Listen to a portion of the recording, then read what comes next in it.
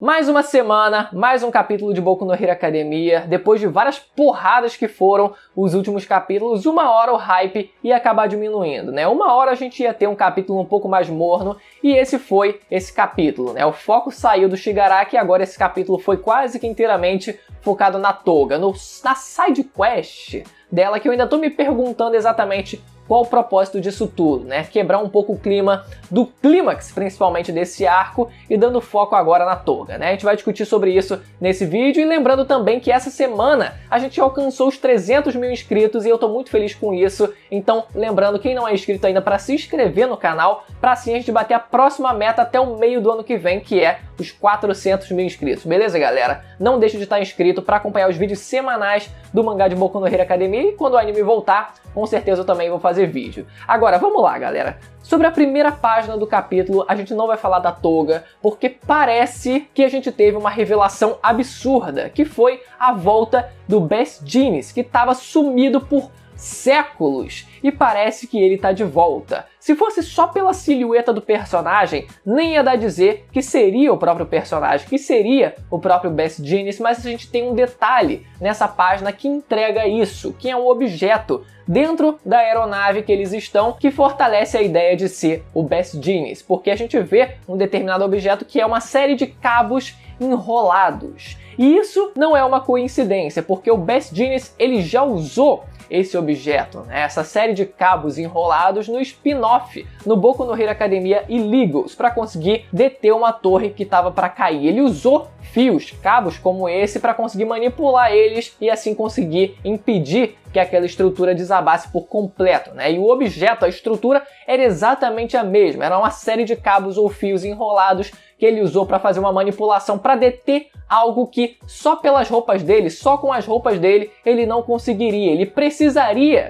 de mais cabos, de mais fios, para conseguir deter, para conseguir segurar uma estrutura tão grande quanto a daquela torre. E agora, no mangá oficial mesmo, a gente está tendo também isso acontecendo mais uma vez. Uma estrutura, uma força que seria muito difícil de você parar só com os seus poderes, né? No caso do Best Jeans, só com os fios das roupas dele, mas se ele usar uma série de fios e uma série de cabos, ainda em maior quantidade, ainda com a maior espessura, quem sabe ele não conseguiria fazer isso também, né? Então, por isso que a gente vê esse objeto dentro da aeronave e agora o personagem finalmente voltando à ativa. Então, por conta disso, apesar do capítulo ele ser muito mais morno, só por a gente ter essa revelação, então o correio ele não deixou a desejar, mesmo num capítulo como esse. E lembrando, galera, que a última vez que a gente vê o Best Jeans, ele aparentemente tinha sido empacotado pelo Hawks quando ele estava trabalhando como agente triplo, né? A gente até então acreditava que ele era um agente duplo, mas na verdade ele era um agente triplo, e a gente vê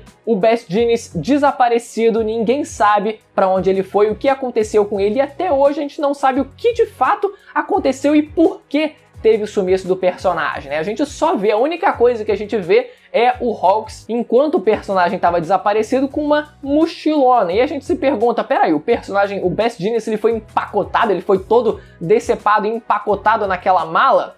A gente não faz a menor ideia do que diabos aconteceu, mas ainda assim a gente tem agora finalmente o personagem voltando. Afinal, o Hawks ele era um agente triplo a todo momento, então ele não teria por que matar o Best Jeans. E finalmente a gente vê o personagem de volta. Vamos ver agora se ele vai conseguir parar o Gigantomachia ou também vai falhar. Vamos ver. Uma coisa que eu questionei semana passada, que foi muito curioso que eu tenha feito esse questionamento justamente na semana passada, que é o fato do Gigantomachia ele estar destruindo a cidade, mas a gente, como leitor, está acompanhando isso de uma visão aérea. Isso eu mencionei semana passada, que eu também sentia falta de ver essa visão um pouco mais em primeira pessoa ali, um pouco mais do chão, um pouco mais da perspectiva dos civis, das pessoas que estavam sofrendo com toda aquela investida do Gigantomachia. E isso foi praticamente o foco inteiro desse capítulo. E olha só que coincidência, né? Claro, como eu falei semana passada, eu esperava que com a pegada um pouco mais gore que o mangá ele tá tendo, né, dos personagens sendo absurdamente viscerais nos golpes, nas lutas, que isso se reproduzisse também nos efeitos nos civis. Só que a gente tem uma pegada muito mais leve, né? Por mais que os prédios, as construções estejam em destruição no meio da demolição, os civis eles ainda estão sendo salvos de maneira relativamente fácil, né? Não dá uma impressão de caraca, tem gente sendo pisoteada, massacrada. A gente soube nesse capítulo que ainda não existiu um evacuamento daquelas cidades, né? Aqueles locais ainda precisavam ser evacuados, e eu até tentei usar isso como uma possível justificativa para dizer que as cidades talvez não tivessem mais com tanta gente assim, e por conta disso a gente não visse esses civis tão presentes, né? Mas a gente viu nesse capítulo que esse evacuamento ainda não foi feito, então as pessoas ainda estão sofrendo com a investida do Gigantomachia. As pessoas precisam ser salvas, só que como eu falei, eu precisava ver as pessoas sendo massacradas para passar realmente a sensação de desespero e de massacre mesmo, que é o que o Gigantomachia está fazendo. O foco nesse capítulo também acaba sendo na Liga dos Vilões, que estava em cima do Gigantomachia, e é impressionante como eles estão completamente de boa em cima do Gigantomachia, sendo dito correr a 100 km por hora devido ao grande tamanho dele. E os personagens em pé, sem qualquer tipo de apoio. O maluco lá no notebook, lá sentado no chão, o notebook nem pula nem nada. Não, meu amigo,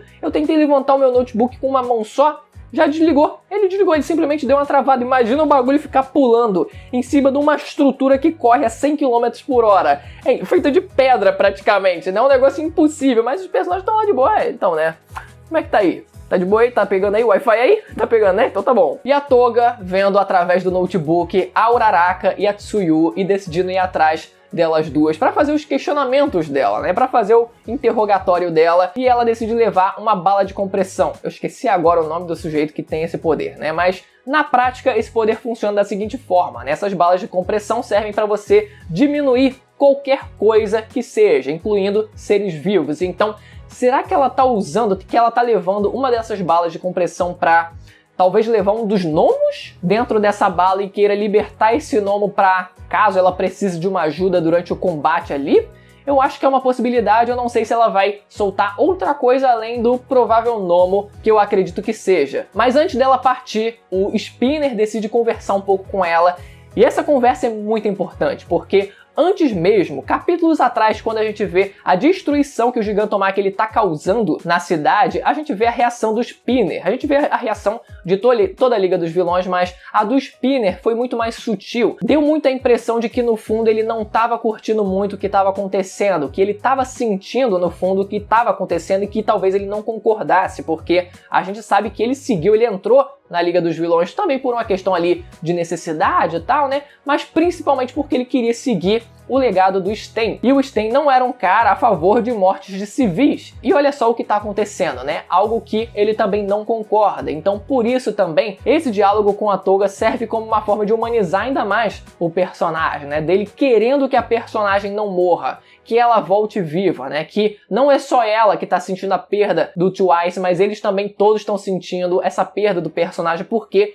eles se consideravam amigos, né? Por mais que, como ele falou, eles fossem um bando de vagabundos ali que de repente acabaram se encontrando na vida, o caminho da vida acabou se cruzando, mas ainda assim eles se consideram como amigos, então eles também sentem falta desses amigos, então naturalmente eles também não querem perder mais um desses amigos. E esse diálogo é o que chamam de Death Flag, né? A bandeira da morte ali, o sinalizador da morte, porque deu muito essa impressão de que a personagem pode ser que acabe rodando. Aquele diálogo final, aquele momento de despedida implícita ali, como uma forma de premeditar a morte da personagem. Então, pode ser que, se ela não morrer, ela no mínimo possa acabar sendo presa. E na prática, a Toga ela consegue enganar a Uraraka se fingindo como uma velhinha que corre rápida pra caramba, né? A Uraraka ali com a inocência dela acabou não percebendo. Talvez ela pudesse ter percebido ali, né? Já que a Liga dos Vilões tava... Na verdade, eu acho que eu nem lembro. Acho que a Uraraka ela não tinha visto a Liga dos Vilões em cima do Gigantomachia. Então, se essa informação se confirmar, se vocês puderem confirmar isso pra mim nos comentários, isso dá pra ser justificado. Beleza, a Uraraka ela não estaria esperando que a Toga ela se fingisse como uma outra pessoa, senão ela poderia acabar suspeitando também. Então, isso acontece na prática e a Toga, quando se revela pra Uraraka, como o capítulo era morno, por que não correr além do Best Genius no começo do capítulo? Por que não no final ele meteu uma Toga peladona, né? Eu nem olhei. Quando eu passei aquela página, eu olhei aquela página e já pulei pra próxima lá, porque... Como eu falei, eu sou uma pessoa comprometida, então essas páginas assim eu já pulo direto. Fanservicezinho de leve, fanservicezinho gostosinho, belas fanarts, belas páginas coloridas que vão surgir por aí. Bom, não que eu vá procurar nenhuma delas, mas se vocês quiserem, ela vai estar por aí. Ela consegue, mudando de assunto, a Toga na prática consegue fazer a emboscada na Uraraka e pergunta pra ela, né, o que você quer comigo, né, o que você quer fazer comigo, tipo, me seguindo assim, né, por que você quer exatamente comigo? A mulher fica perguntando, como assim, o que eu quero com você? Irmão, você que me chamou aqui, como eu falei semana passada, eu ainda tô tentando entender o propósito disso tudo e como isso vai se interligar aos acontecimentos principais, ao clímax em relação ao Shigaraki. Será que a Toga ela vai acabar sendo presa, acabar sendo morta e isso gere algum gatilho em cima da própria Liga dos Vilões como um todo, ou em cima do Shigaraki também? Como isso vai se interligar? Ou se vai ficar só como uma side quest mesmo, em que a Toga, ela decide lá pela doideira dela ir pra cima da Uraraka e no fim das contas acabar sendo morta, sabe? Qual vai ser o propósito disso tudo? Como eu falei semana passada, é algo que eu ainda tô me questionando. Galera, a playlist de Boku no Hero vai estar aparecendo aí na tela para vocês verem os vídeos anteriores do mangá de Boku no Hero Academia, quem ainda não viu. E lembrando mais uma vez para se inscreverem no canal, quem ainda não é inscrito, e ativar o sininho para receber as notificações dos próximos vídeos. Beleza, galera? Até a próxima. Tchau!